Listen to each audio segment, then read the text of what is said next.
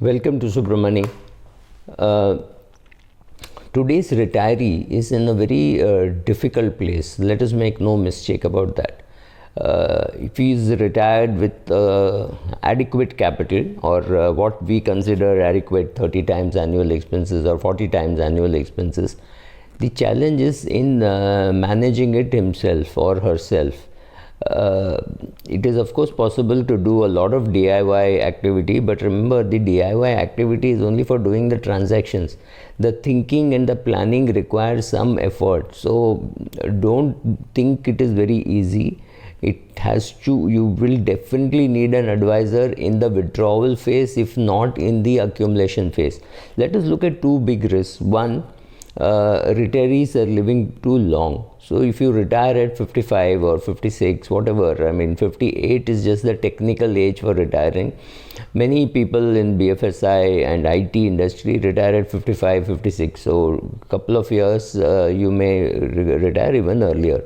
So which means making your money last for another 45 years, that should be the aim. The aim should be that the money should last till you're 100.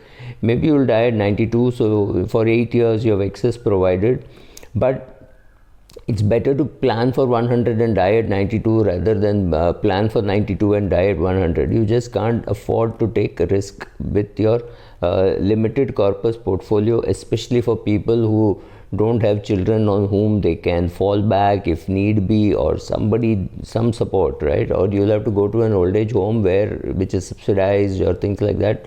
Those are not great options. You don't want to run out of your money. So the most important thing is, you're living too long, and there's a damn good chance that some of the people will run out of money because of 2-3 things. One, interest rates have been kept low around the world to stimulate growth, and most people who want growth believe that if interest rates are low, markets will be good, people will invest, and therefore there will be growth. I'm not subscribing to the view or saying it is right or wrong, but I'm saying therefore interest rates are likely to be kept lower. So even if you take the US, where inflation is where the interest rates are kept lower, people are getting a negative return. So even if inflation is just 2.5% in the US, if the rate of interest is 1.5 on the treasury bill, you're definitely getting a negative yield. Ditto for India, assuming that the gilt is about 5.9 or 6 or maybe even 6.2. If inflation hitting you is about 8%, you're getting a negative yield on the gilt, and the gap today between gilt and AAA is not adequate enough for you to compensate. So assuming you are in gilt and or thereabouts, you will not get more than 7% return. 7% minus the cost of fund management, so you will get something like, say, 6.5% return. And 6.5% if you are in bank fixed deposits, etc. And assuming you are in the 30% slab, you will pay about 2 rupees out of that, 2% out of that as tax. So you will be left with a 4% income on a 8% inflation. Is inflation less than that? No, not really. Maybe it would be 7, but you have to take fuel and medical expenses, etc., doctor's fees and all into account, which Nirmala Sitharaman's inflation does not take into account. So 8% is the better target, even though last few years, 6-7 years, inflation has been kept under control. Now you could have supply side problems because of the COVID thing. There could be logistics problems, which means supply side inflation, or there could be some pent up demand catching up, so there could be inflation. So inflation is bound to be there in a country where fuel prices have nothing to do with international prices, so which means you will pay a lot more for fuel, and when you pay more for fuel, everything else price goes up. So let us not argue about inflation. Let us just accept that in saving schemes you are likely to get a negative return of at least 1%, if not 2%. That brings us to being forced to put more money into equity. So you have to understand equity or have the smartness to consult somebody who knows about the markets. If you do a DIY on your retired funds, it's a high risk thing. So I see retirees, new or old, chasing returns because they think that they have to get better returns because inflation is likely to be a problem, etc., etc., and they don't understand or have the guts to go into equity, right? So this is a horrible combination. And even those who are in equity need to understand the sequence of returns risk, which means you've just retired, you put a lot of money into the equity markets, and equity markets tank by 20%, and which means, let's say the market was at 50,000, so it comes to 40,000.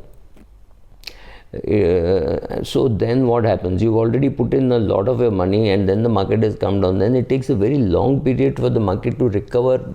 So just for you to recover your capital, you might take a long time.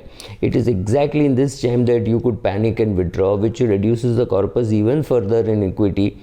So for it to grow and come back to what originally you wanted in equity could take 10-15 years, and that's a very long period, especially for a retiree who is worried about whether his corpus will last, right? All the more reason why consulting an advisor who will give you all the possible choices and who will keep on reducing risk, because in retirement you want to constantly reduce risk even if not improve returns, because you are looking at risk adjusted returns. So you need to know how to do that. If you don't know how to do that, you please seek the help of a consultant or an advisor, whatever you want to call him, because you don't have time to recover for the losses that you make, right? If it takes 10 years to recover, it is not the 10 years, you don't have 10 years. If you have retired at 60 and you'll only be 70. But the stress that it causes you thinking that you will run out of money could be much worse. So you have to do 2-3 things your portfolio has to do. One, it has to give you enough food on the table, and it has to allow you to sleep well in the night. This combination has to happen. If that is not happening, then please consult somebody who has experience in retirement planning. There are not too many of them. Read a lot, try to understand what's happening, see how much information you need, how much you get, what is the quality of information. Based on that, take action. But if you have found a good advisor, I don't think you need a quarterly review, but a 6-monthly review is not bad at all, especially for those with limited means. For example, the calculators show that you need 1.5 crores. If you have 1.6 crores, you have adequate, but you're very tight. But instead of 1.5 crores, if you have 8-9 crores, maybe you can afford to experiment a little more. But you have to be careful, because longevity risk is still there. You plan till 100, you could live till 104 or 114, right? Any of these things could happen. I am not saying that this will happen, but planning for a longer period, planning to get lesser returns, and using the help of an advisor makes more sense today for a retiree than squandering it, and at 75 or 76 the children finding out that they should have paid attention much earlier. Please consider all these combinations of not having enough help and having help, and after the age of 70 turning senile and not being able to do it. All this combination put together is your retirement plan. Thank you.